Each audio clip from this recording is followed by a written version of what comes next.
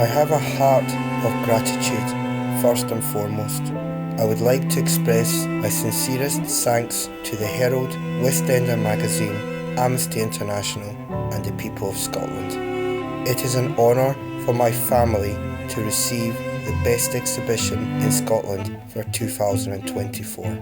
Without my team of Keith Loffer, Art on Art and Karen Old, along with my partner Barbara Gowden and my family, this moment would not have been possible. This award is for my father, Alexander Dakers. We miss him very much. He was a terrific artist, as has been proven in London and now in Glasgow. My father gave me the greatest gift anyone could give another person. He believed in me.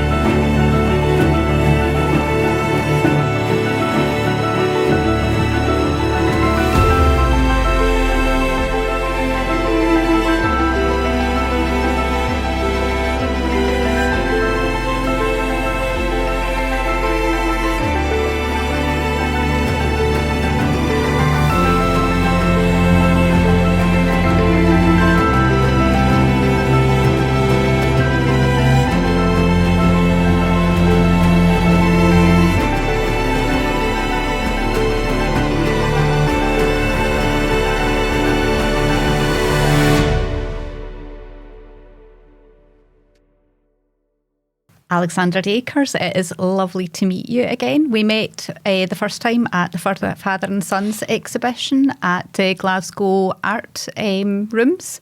So how did you find the exhibition? It was obviously a huge success, and you now have this amazing award to show for it. It was a terrific exhibition. I was very personally satisfied with it, as was my family. It was a very emotional exhibition to do, meaning a lot to our late father. But I was amazed at how the personal touch to the people of Scotland it took them. And the Glasgow Art School was absolutely packed during the whole 2 weeks it was on. They even tried to see if they could extend it a little bit longer during the halfway point, but it was going to be impossible due to my work being based in Bournemouth. So, yeah, it was an amazing show. It's going to bring some great memories to me when I look back at it now. All the hard work would be worth it, all the setting it up. The award is voted for by Herald readers and art school university students. How does that make you feel that it was voted for by the general public? It's a real honour to receive some established award like that from the People's Choice, and that's the most important thing. It's not by art critics and the journalists, it's more by what the general public wanted. And I'm really, truly honoured to have such an amazing award. And it's also an award for our dad as well, which it makes it really more emotional to the family. It was definitely a very emotional evening. You did introduce me to your mum that evening, and it was very plain to see the emotion on her face. It must have been especially poignant for your mum, seeing the artworks of your late father and yourself side by side. Can you tell me a little bit about how she felt about the exhibition? Yeah, my mum has always been there within our family, as being at the heart of our family. And she with so many years of being with my father, it was quite powerful to see her his work on display with mine and clashing together. I think she's always been a big supporter of my work in art in any exhibition I've done. She's even got free paintings that she bought off me, obviously at discount. But she has been a massive supporter of my work and development of my art since a young child. And then to see it with my father's work together, I think it overtook her, like when she saw the two together. Yeah, it was very clear to see on the evening. It was a huge success. It was a big turnout to the VIP event that I came along to.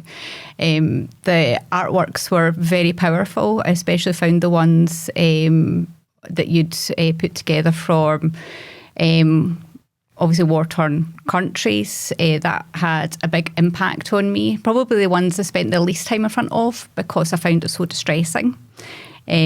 What does it mean to have... Your work's quite diverse, I think. That's what a lot of people say. Yeah, a lot of different styles in there. How has that come about for you? I think it is just the way that I developed as an artist, similar to how my father's work was quite diverse if you looked at it as well. He had a lot of abstract realism work. I'm probably a little bit more diverse than my father ever was. But I think the impact of certain work, like the human rights work that you're talking about, to have that impact, like how you experienced it and you pulled away from it because it's too powerful, that's kind of an important impact that I wanted, because that's reality of what's going on in even the world today. It's brutal, but it's realistic in what's going on, and it had to be powerful work to show what Amnesty International do. So the work pieces that were on the Glasgow exhibition definitely impacted the people of Scotland. To receive such a well-known award in Scotland, where you were born and raised, what does that mean to you?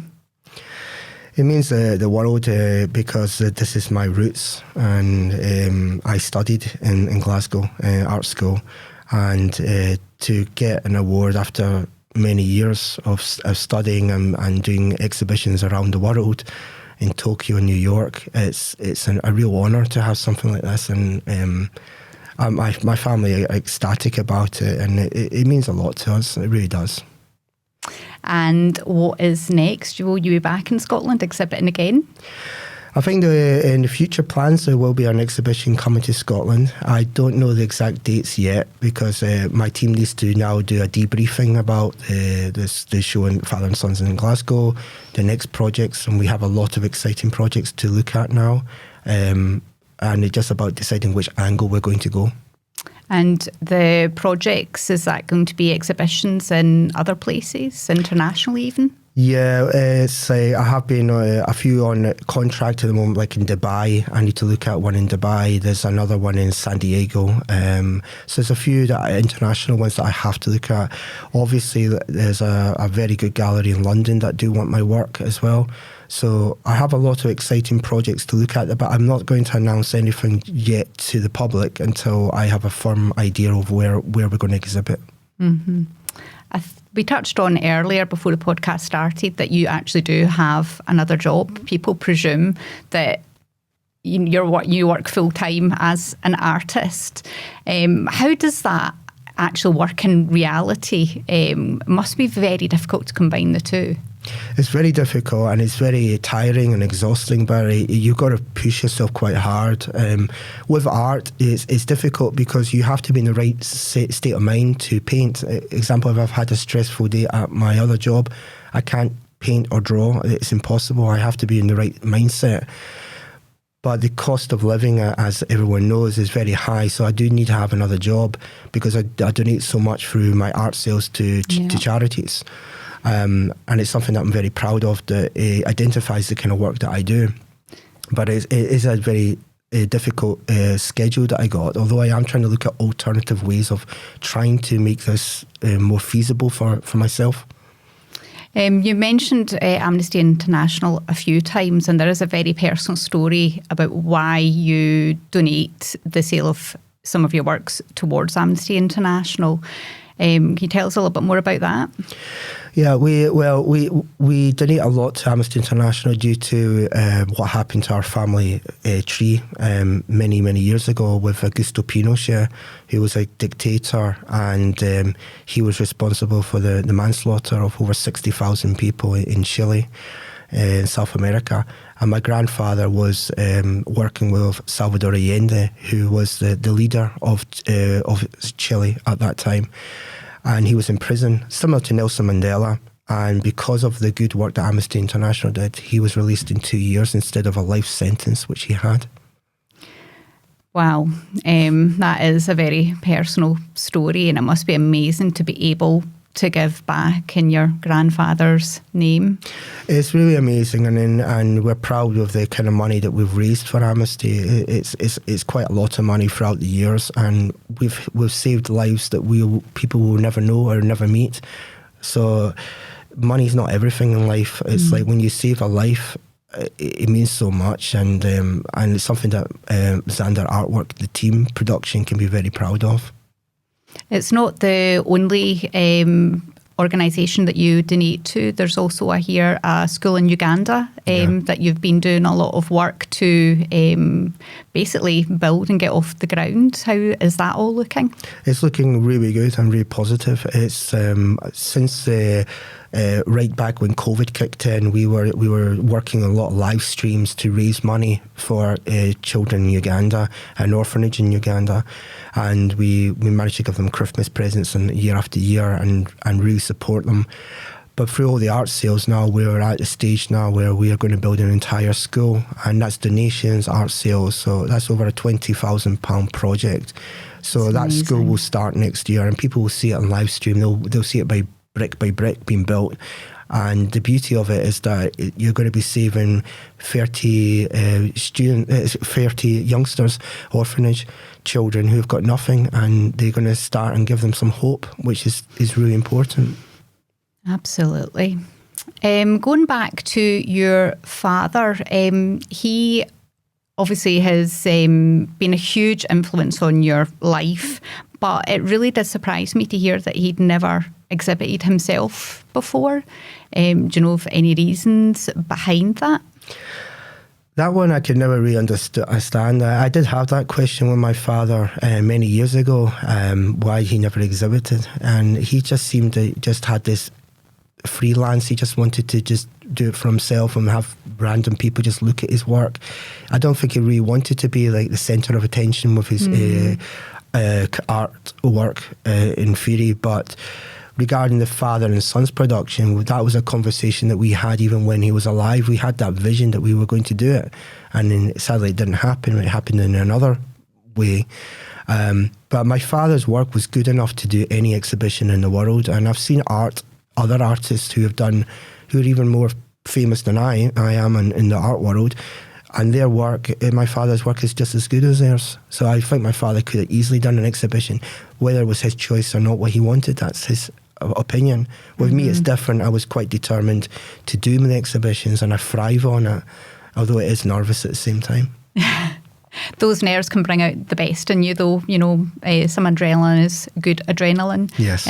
Pushes you forward and to do things. And I guess if you hadn't made the choice to exhibit, you maybe wouldn't have been able to meet the donations and the difference to people's lives that you've been able to do. So obviously you're a very different personality to your dad. Do you think that's reflected in your artwork? I think it is. I think with my artwork, I do a lot of different kind of stuff that my father wouldn't do. For example, I do a lot of portraits of famous people, for example. I do a lot of abstract work, a lot of realism. I try to diverse my work as crazy as I can. I think the personality is always shown through your work because it's the way that you interpret yourself as an artist. But as I said before, I think my father's work was good enough to do any exhibition, and he just didn't choose to go that path in his life. But I know deep down he was proud of every exhibition I did, and even now when he's in heaven looking at this podcast now, he's probably thinking, Alexander, please keep quiet and stop going on, because that's the kind of person he was. But I knew he was very supportive of my work. Yeah, he was quite happy to do the work and let it speak for itself, but maybe just not a person who was comfortable in the limelight, and that was, great for him. Growing up, what kind of influence was it to have an established artist as a father? How did that influence the route that you ended up taking? I was always interested in my dad's work. I remember some sketches that he did. I remember one of his paintings that he did in a potato sack, and it actually was it sounds crazy, but he did this painting of the ocean, and it was in Sandy Beach. It was near an area where we lived in Ellen, and he said that was the painting that he did for me because I was just about to be born, and it was for me, and that's one painting that sticks really like a thumb for me. And as I developed my art skills, obviously at school and university, my father was always showing me different techniques and being quite critical in certain areas. I was going to ask that. And I used to get really annoyed with him because I always thought, no, I had a different opinion about certain things. But at the same time, it was constructive, and it developed me into the artist that I am today. Looking back, is there any one piece of advice or a critical remark that he made that was pivotal to the kind of art that you produce now?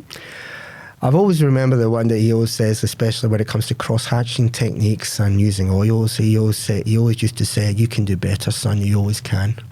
and that sticks like a thumb. And then it's like that pushes me really hard, especially with certain paintings that I work with. I guess it's a little kind of push to not ever think that you've reached the end of something. There's always more to explore and achieve. Yes. So really maybe a push against going, that's good enough, I've reached the pinnacle, and potentially getting complacent. Not that I'm suggesting that's on the horizon, but it's interesting, the kind of upbringing that you had, how that must have influenced the kind of artist that you've become now, to have a father who was an artist and who could look at your work with a critical eye. Did he encourage you to go to art school, or was that just something that...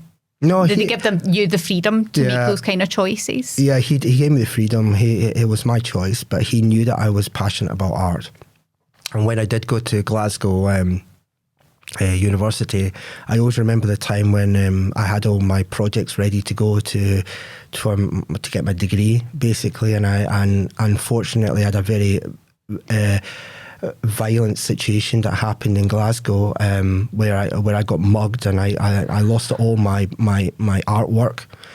My father took me back into our house in Ellen, and he motivated me to produce an entire 2-year project in the space of 2 weeks, and I got the worst mark in art, which was a C, which I still passed, but I always had an A. But I really worked hard on it. But it was his determination to make sure that I was going to achieve this, and because you can't give up. Yeah. Wow, I absolutely love that. It's so powerful. Yeah. What a man. So all these memories and these thoughts and the input that your father's had throughout your formative years, that just must have made the Father and Sons exhibition just that bit more poignant, and the fact that it's not happened the way that the two of you had planned those years back. What can you personally take away from what you've achieved with the Father and Sons exhibition? I think I achieved an amazing thing for the family, our personal family. I mean, my brothers are very proud of it. My mum's very proud of it. It was a very hard show to do. It was full of emotion. The first one in London was very hard as well, but it was broadcasted on Sky Arts TV, so it did something. It had an impact in London. But to bring it to Scotland was more personal because my father was Scottish as well, and it was a massive event to do, and it's something we're very proud of. At the same time, I'm quite happy it's completed because I can move on and try something different now and try to make my brand now, which is the next step. So what is the next step for you? Are you trying different media, or is it a progression from what you're already doing at the moment? I think I'm going to try to do some new media and work on some new directions on art. I'm going to try and build a production that will broadcast my brand correctly. Like many other artists will say, oh, that's an Alexander Dakers art piece. That's where I need to go, instead of using this diverse thing that we talk about a lot. Because a lot of the journalists, they constantly say that, and it's good, but I've been a diverse artist for such a long time that maybe it's about time to settle down now and take the advice on, because I've been advised by top brands in the art world where I should go and what I need to do.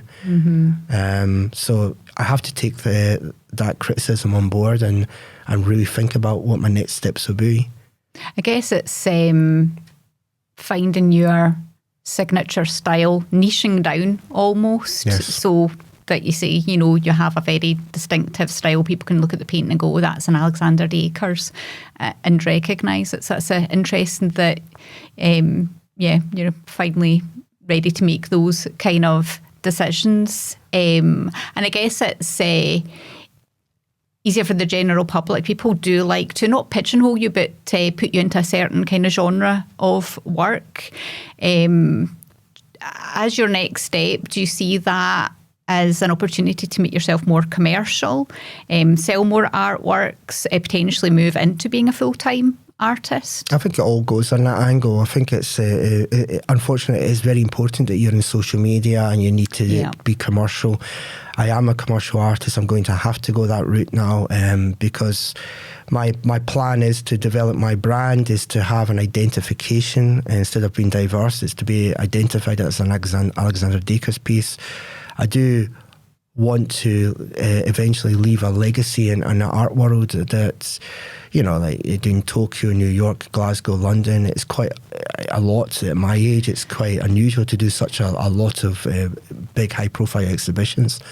But I'm not going to stop there. I mean, I'm quite determined to continue. And the bottom line is I love art, and I could paint and draw, and any time when I'm in the mood, it's one of my biggest hobbies that I've got, I'm quite happy with a glass of wine and painting. I'm okay. That sounds great. But obviously you do have an interest in the business side of being in the art world as well. How easy or difficult have you found that side of things to navigate? Putting on the exhibitions and getting press along? Yeah, I think it's very hard. It's never an easy thing to do, but I've got a very good team around me. I've got my colleague Keith Loffer, who does the arts on arts with the framework with the whiskey barrels. He works with me very closely. I got my family support.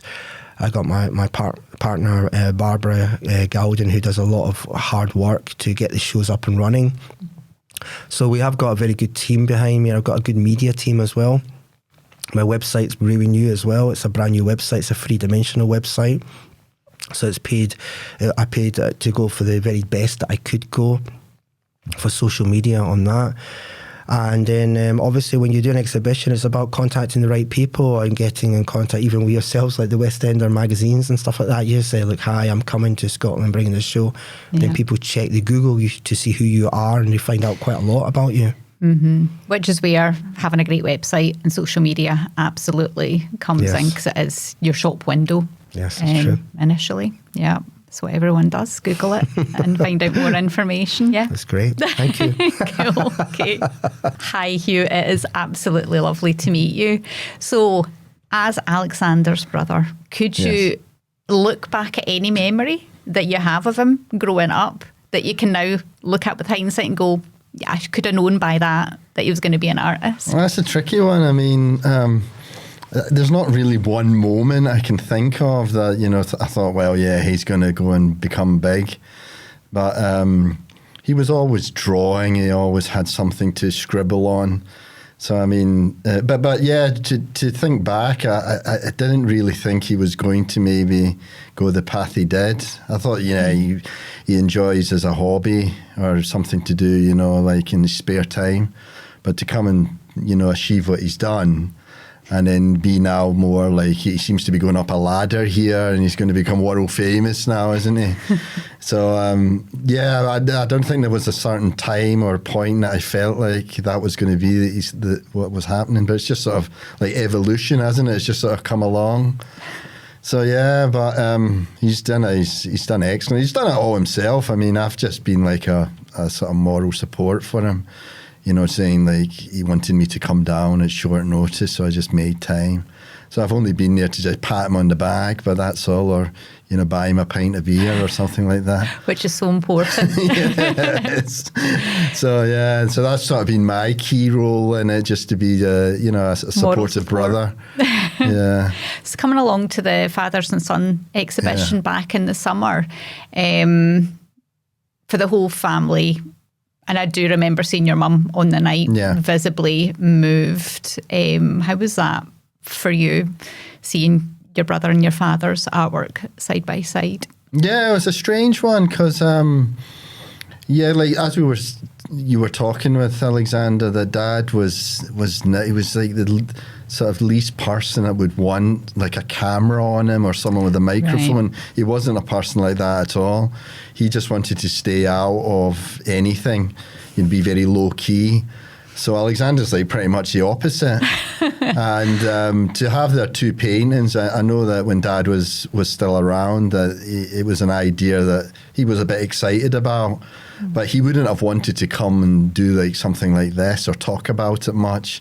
He would have just wanted to go there and, meet some people and whatever, but he wouldn't like to go into a lot of detail. But I think it's like, it was lovely to see because Alexander's replica copies or his copies of Dad's paintings were so good. And I used to talk with Dad about Dad's paintings, which he had like his flat in Valencia in Spain, which we don't have now, but it was like an art gallery itself because he had stuck, if you walked in there in the living room, you'd have thought you were, in some art place. So wow. he had it like even the floors. I helped him do some. I'm not too bad with a pencil either, but I'm nothing in the level of Alexander or that. I don't have that passion to do something like that. But Dad's paintings were, he would like to just, have it there and chat like personally with someone about it instead of like, attention from a lot of people. So do you think that's potentially why he never put on an art exhibition during his lifetime? Probably that. Like I said, he wasn't like an attention seeker like Alexander. He was just like, your average man next door. He never wanted to it's like his business. He was a self-employed painter and decorator. That was his work. And he never even, he didn't have any advertising. It was just like word of mouth around the village and, the town that he got jobs. So that's the kind of person he was. So he didn't even advertise himself in his profession. Yeah. So yeah, he done extremely well. He always had work, and he was a interior and exterior painter for houses and where we stayed there were a lot of cottages because we grew up in a cottage. So, but that exactly like tells you like how he was. He would, quite a quiet man. Yeah, he would have never have thought about trying to show his work. But I think he was a little excited to know Alexander, was going to do this and sort of clash the paintings together. And like I said, Alexander's replicas of how he was interpreting Dad's paintings were so good when I saw them, because a lot of them in the exhibition that we just had I hadn't seen previously. So to see Alexander's paintings were quite I mean, I'm quite critical too. I mean, I would say to Alexander if I thought it wasn't good or something or maybe wrong about it. But I thought, to be honest, and that's the best way, you have to be honest about everything, is they were spot on. I thought his paintings were really, really good. And the way he tried to copy Dad's paintings to make his style to it, I thought were excellent. Yeah, and that's just coming from a supportive brother. That is fantastic. And do you think your father's painting and decorating clients ever did they know that he was an artist as well? No, I don't think they did. I don't think they really knew. So he really kept it quiet? He was very quiet. I mean, Dad's paintings, it wasn't as if people were coming around the house and he was showing off his paintings. It wasn't anything like that. He would just like to have a brandy. I usually have a brandy with Dad, and we'd talk about his paintings, and he liked that. He liked sort of personal feedback from like his sons or, a close family member, but it was never a case of, like his profession. He wasn't like sort of trying to see, to get like a team of people to contact him or want to know about his work. So it was just like word of mouth. Mm-hmm. And I was a quiet man that he was. We miss it. We miss him. It feels like it was yesterday. But, that's life. It's been like long. It's 3 years now, isn't it? But yeah, that's dear Dad. And like everything goes it's like a candle being blown out, because he was totally fine, and then he passed away in his sleep. Right. But he was totally fine. He was like health-wise was perfect, and no conditions. Big shock and on then the family just left the earth like that. Yeah. Which is always harder for the people left behind. Yeah. So yes, it must have made the exhibition just even that more special and poignant for all of you, which is where a lot of the emotion on the night came from. Yeah. I guess. What do you think your dad would have thought of the exhibition that was put on? I'm sure he had something negative to say. But overall, I think he would have really liked it. I mean, I could vision him when I was there, that I could vision Dad being there holding like a glass of brandy and just sort of chatting with people. And I think he would have really enjoyed it. And I think Alexander, and that's to his team and Keith Lawfer and everyone, that they were really like good hard work to set it up like that. Yeah. I mean, I had nothing involved in that. I'm just, like I say, I just come at the end of everything and say, well done, Alexander. That's sort of my role in it. But yeah, I think Dad would have been proud of it. And then he was watching, and his spirit form that he's in now, I'm sure he was watching. But I know that if he was there in person, he would have liked it. Yeah. As long as he wouldn't want, to get up on a microphone and say something, as long as that never happened, I think he'd be really pleased how it went. Yeah. Oh, that is, from what was an amazing idea to have the exhibition with the two works together that they were both going to put on together, to, the unfortunate news of your dad's passing and the fact it was so sudden, to then be able to pull it all together, do the exhibition, have the family along, and I guess celebrate your father's life and all that he contributed, because the input obviously that he had into yours and Alexander's life has meant that you're quite comfortable criticising Alexander's work now, which is bonus, I'm guessing. I guess I took that from Dad, that criticism side of it. So I can kind of fill in the gap. Even though Dad's gone, I can still pester Alexander that wasn't a good paint stroke that he done or something along those lines. But I mean, Dad was it was a funny one, because he was his work is, he was such a good artist, but I don't think he really knew it himself. He didn't, like I said, he didn't want people to come and sort of, bring it to a next level or anything. Mm-hmm. He wouldn't have ever thought about a personal exhibition. Yeah. He was just like the man that wanted to paint and keep it to himself. And then, he would like, you know, like, as I say, one of the family members coming and chatting about what that painting meant. But he was very low key like that. So Alexander, like we keep saying, is like the opposite. You know, he's kind of which is great, you know, thriving to get higher, and hopefully he can make something full time of it. But you know, it's a difficult. Like the art world, something it's like a fantasy, isn't it? It's not an easy thing. It's not like a 9-to-5 job you can get or anything like that. So I wouldn't even know where to begin to advise him like how to do it. But he's got a good team, and that's what's important. So it's not just him alone trying to do it. And like I say, I'm in there to like fit in the gaps. So can you officially say on the recording that you are officially proud of your brother and all that Alexander's been able to achieve with the exhibition and the award? Yeah, I'm extremely proud of him. I mean, he deserves it because his art's fantastic, and I think, and the time scale he does the art, because I get messages from him. I want you to have a look and tell me what this looks like. I've just done it in like the last week, and then I think, how can you finish that in a week? I mean, for me to get anywhere near that, it would take me months to try and masterpiece something.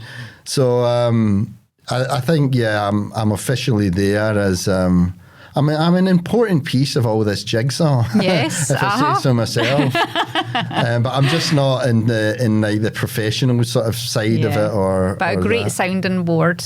Yeah, sometimes that's exactly because everyone needs in life someone just to, you know, away from all the cameras, to just say, oh yeah, you know, well done, or they go for the next thing, you know. And that's what I think I've been doing well. So are you excited to see what Alexander does next? Yeah, I mean, he hasn't really even told me what he's going to do. But I know that he's had a lot of interest from abroad, and he was in America and Tokyo, and that's pretty wow, because even, I mean, I wouldn't even thought that he would have been able to pull something like that off, especially getting an award down there as well. I mean, I think 4th in a competition and that scale is like quite big time. But yeah, so now he's done like those important big steps. I think, you know, shows now, I think his exhibitions could take him anywhere. But it's always, I mean, Scotland, and we're Scottish, you know, we're from Dunoon, Argyll and Bute. So that's our blood and bones. So when it comes to exhibitions, it's always like more personal and enjoyable for us to have it. Well, I think Alexander would feel the same, to have it in Scotland. Yeah. You know, instead of travelling the world and showing his talent. I think that, you know, when it comes home to Scotland, it's always a big one. A different feeling, a different emotion. Exactly. Yeah. Because Dad was born in Govan. That's where he was born and brought up. And then we all ended out in Dunoon. Was an ale in a small village next to Dunoon. That's Argyll and Bute. And so, I mean, anything related to coming to Scotland's a big one, a big thumbs up. So I'll always be there. I mean, I might not be able to travel to Tokyo, and that's maybe a bit too much for me. Be nice though. But yeah, I mean, I might, if I can make an excuse to go out there and get away from the family, then I will do. But yeah, I'll continue my support to Alexander, definitely. I mean, there's no question. I don't have any doubt in that. I'll be there as a supportive hand. And what was it like seeing your mother's reaction on the night of the I mean, that was touching because, Mum had separated from Dad for quite some time. They had been divorced. So they weren't like, for so many years, Mum's had another partner. She's had another life now. So she had moved on but she was with Dad. They were married for a good 30 odd years. Wow. So they spent a lot of life together. And so I think Mum, you know, when she sees Dad's paintings and Alexander's, I think it was quite normal that she would be quite emotional about it. Yeah. And she maybe showed it more than others, but I think, you know, it's a big thing for her, because I mean, when you end with someone, you still spend like a lot of your life with that person. And so have children and children, all of us, you know. Yeah. And So yeah, it was nice. But yeah, for Alexander to pull it off and bring it all together to Glasgow, I think was really special. Mm-hmm. So yeah, I mean, everyone jumped on board with that. And yeah, I'm hoping as well another one comes to Glasgow, or even if it's Edinburgh and so on. I mean, I'm very biased to Glasgow. I like Glasgow a lot. So I'll try and put down Edinburgh or elsewhere. But I mean, I think that it'd be nice if wherever it goes. But Scotland, yeah, I'd be certainly ticking the top of the list to try and come back to Scotland to do one. Oh, Hugh Dakers, been lovely to speak to you. Yeah, likewise. Thank you.